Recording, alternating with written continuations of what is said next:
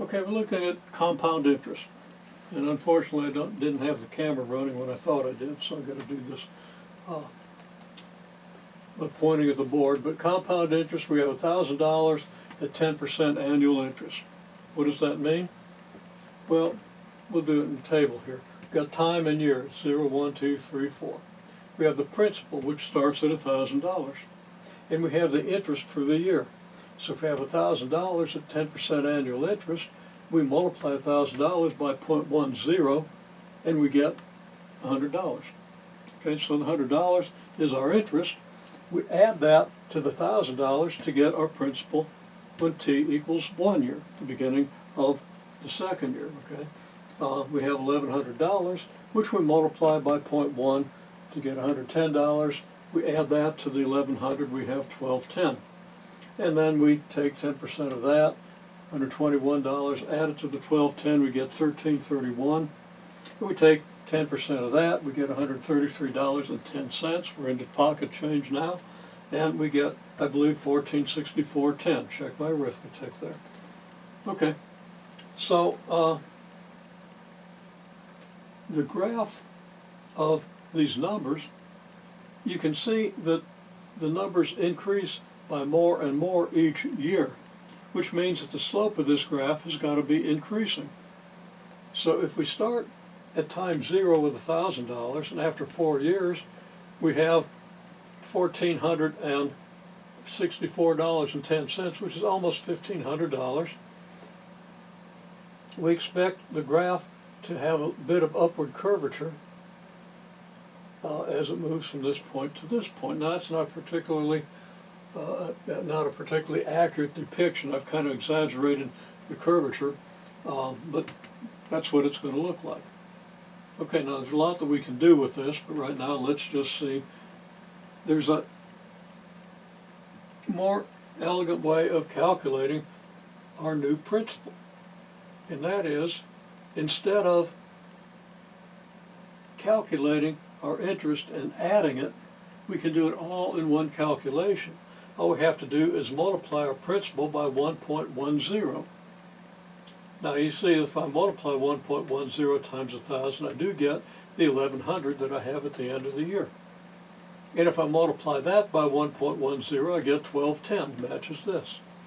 And multiply that by 1.10, I get the 1,331. Multiply 1,331 by 1.10, I get my 1,464.1, or 1,464.10. If that's right. Again, check my arithmetic. Okay. Now, from the binomial theorem, I know that that's probably right because of the symmetry. But, okay. See why this works? Well, 1.10 is the same as 1 plus 0.10. So if I multiply $1,000, for example, by 1.10, I'm multiplying it by 1 plus 0.10, which means I have 1 times 1,000, and there it is, there's my original $1,000, plus 0.10 times 1,000, there it is. Well, there's my original $1,000 plus the $100 interest. That's my $1,100. And it doesn't matter if I do that to $1,000 or any quantity. If I want to add 10%, I just do basically 1 plus whatever the percent is times the number. The 1 means that I get to keep my $1,000, and the 0.10 added means I get to add the interest. Okay, so there we have a scheme. Now let's observe something. Every time I'm multiplying by 1.10, so doesn't it look like, just starting with my $1,000, maybe I multiplied by 1.10 4 times. So that maybe this number is 1.10 to the 4th power times $1,000.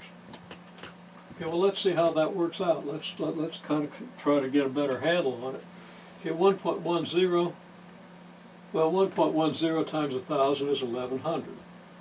Then 1.10 times my 1,100 is 1.10 multiplied by, well, 1100 is 1.10 times 1,000. So 1.10 times 1100 is 1.10 times 1.10 times 1,000. And that's 1.10 squared times 1,000, 1,210. If I then multiply that by 1.10, I have 1.10 times 1210, but 1210 is 1.10 squared times 1,000. So I can write this as 1.10 times 1.10 squared times 1,000, which is 1.10 cubed times 1,000. And that's our 1331.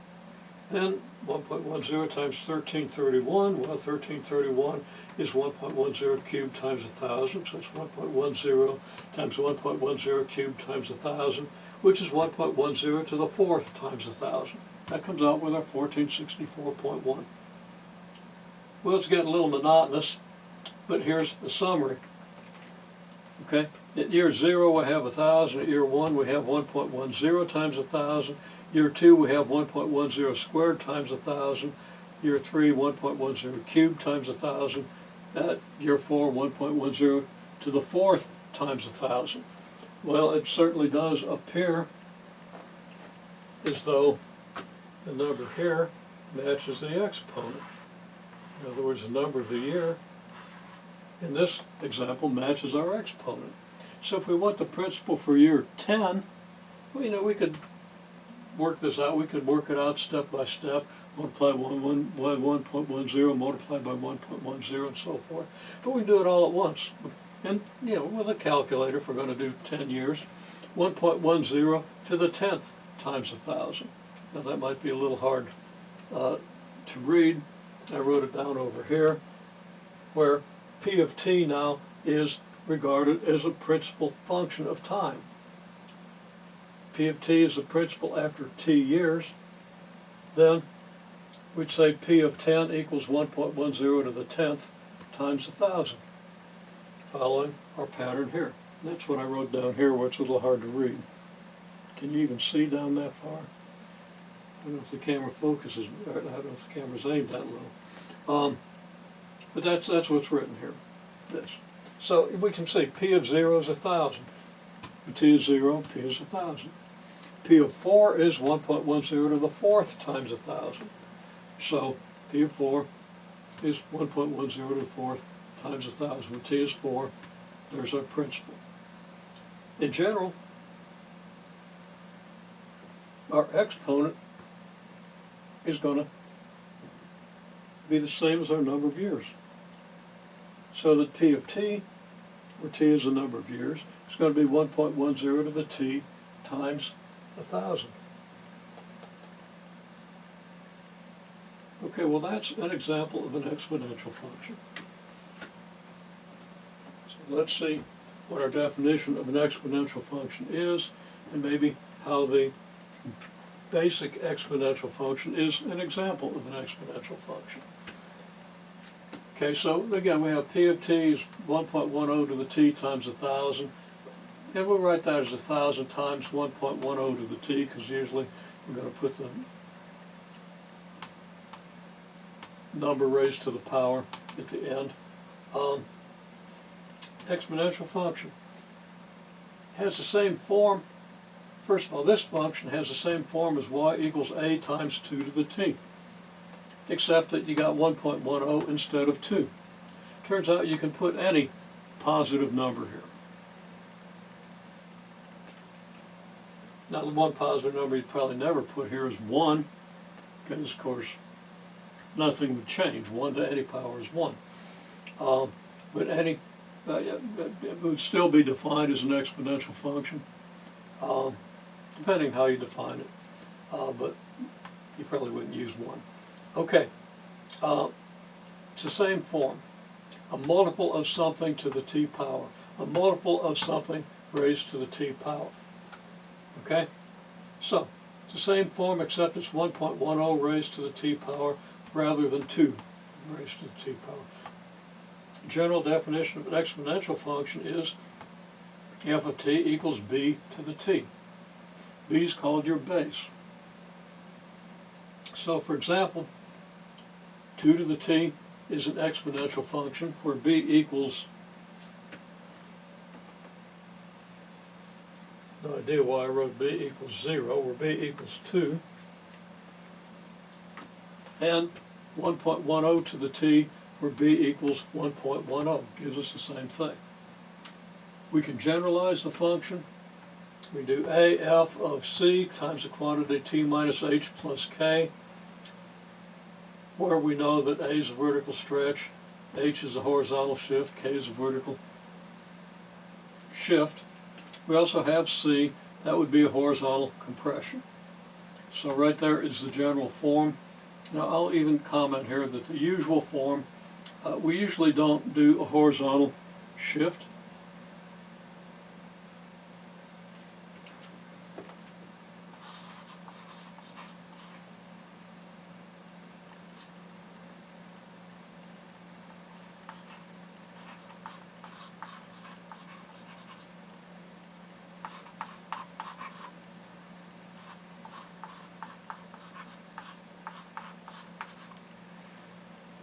Okay.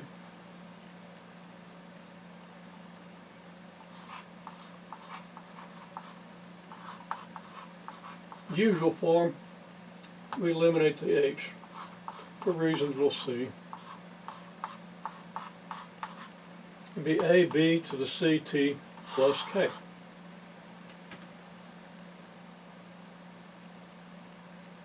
Now I'll just comment. An important idea you might want to think about is that b to the ct is b to the c raised to the t. Now I'm not going to say any more about why that's important. I will say that that's how you can take the basic exponential function and make it into an exponential function with any base. You just let b be 2 and c be whatever power you need to raise 2 to, say, c the power to which you need to raise 2 in order to get, say, 1.10. Say it again. You could go with the basic exponential function where b is 2 and raise b to the power that gives you 1.10, and then you could express this as a transformed basic exponential function. I'll even say that you do that by letting c be a log of 1.10, the base 2 log of 1.10 specifically, but we'll see that. And that's kind of where we head in chapter at exponential functions. Okay. Now, I'm going to quickly look at an example.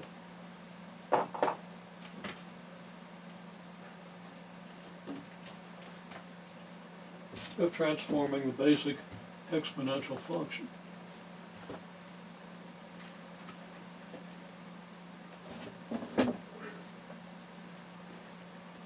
We start with the basic exponential function y equals 2 to the x.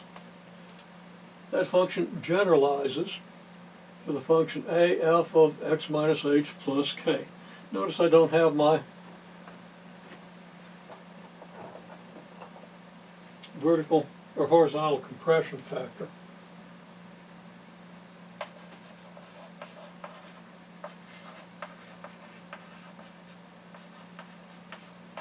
The more general would be a f of c times x minus h plus k. And I didn't include the c factor, your horizontal compression factor. Okay, well, we start with the graph of y equals 2 to the x, our basic exponential function. Then I let a equal 1/3, meaning that every point on this graph, the y value has to be multiplied by 1/3. Now I've used vertical arrows here to indicate the y values at various points, and then I've cut each of those arrows down to 1/3 of its length, which is equivalent to multiplying the y value by 1/3.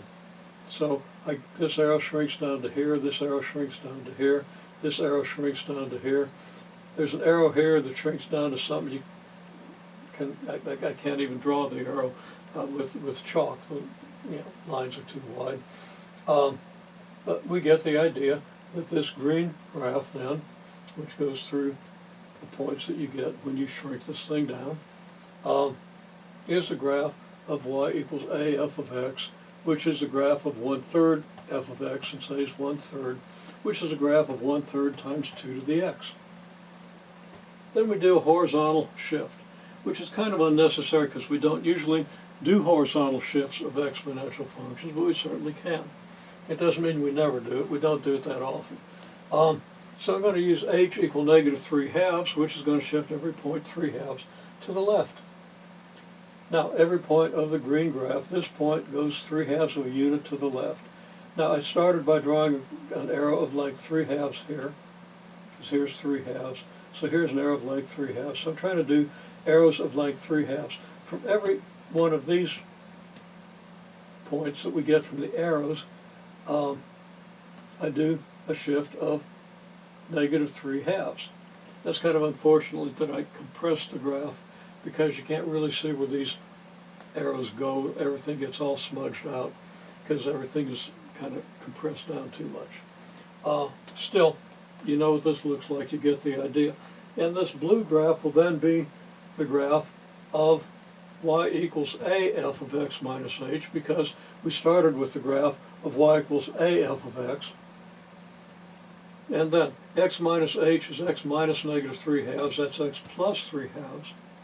A is 1/3, so this blue graph would be the graph of 1/3 f of x plus 3/2. And then plugging x plus 3/2 in for x in the definition of our function is f of x equals 2 to the x. We're going to get 1/3 2 to the x plus 3/2. Then we do a vertical shift of -3.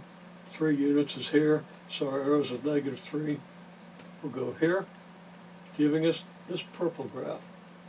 K equals -3, so y equals a f of x minus h plus k. That's going to be 1/3 f of x plus 3/2 minus 3, which is 1/3 times 2 to the x plus 3/2 minus 3. Interpretation of this graph.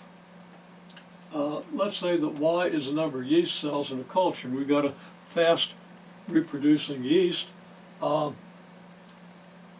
T is the time in hours. Okay, so y equals 2 to the t is the number of cells at time t. We want to estimate the rate of change of the number of cells when t equals 1/2. Well, we can just construct our graph of y equals 2 to the t, and we can construct a tangent line.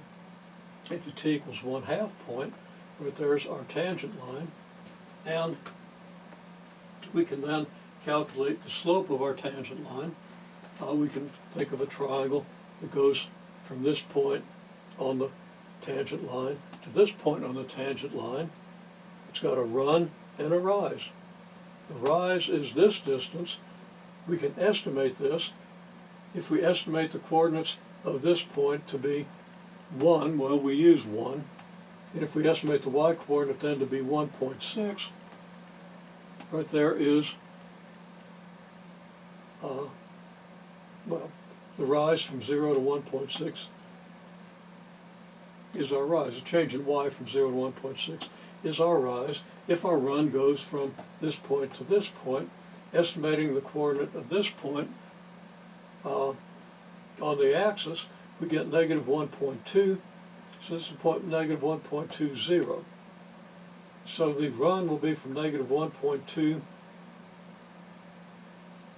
to 1, and That means that I miscalculated my slope. I said the run was 1.2. I was kind of a little bit careless when I did that. Turns out that the run is 2.2.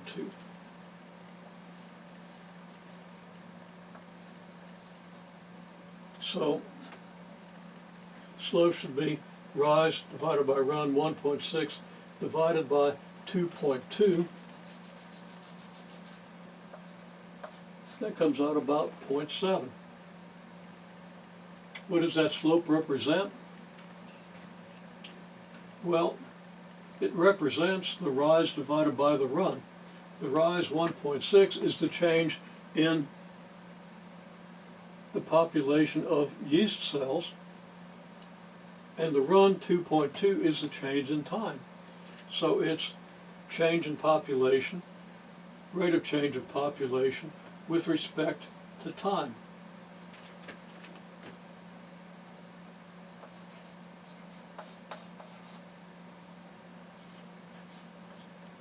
It's the rate of change in the population with respect to time.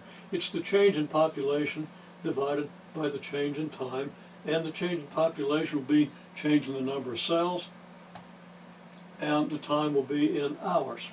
So it'll be number of cells per hour. Now you'd have a more realistic model of yeast cells if you were to multiply the 2 to the t by, let's say, 1,000. So you start with 1,000 yeast cells at t equals 0 and go from there, because the numbers that we get here are like less than 1 cell, and you're not going to get reproduction with less than 1 cell. But if this is number of cells at time t in thousands, let's just modify this.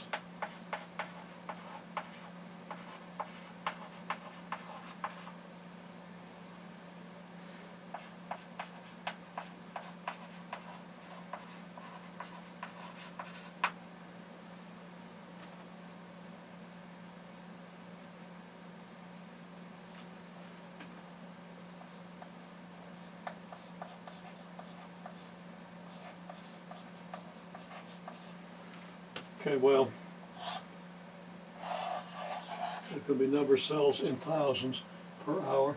So we get 0.7 thousand cells per hour at this instant. That means the number of cells is increasing at 0.7 thousand or 700 cells per hour. Okay, well, all that is kind of a summary of many of the important aspects of exponential functions. And we can go on with this idea and do some algebra with it next time.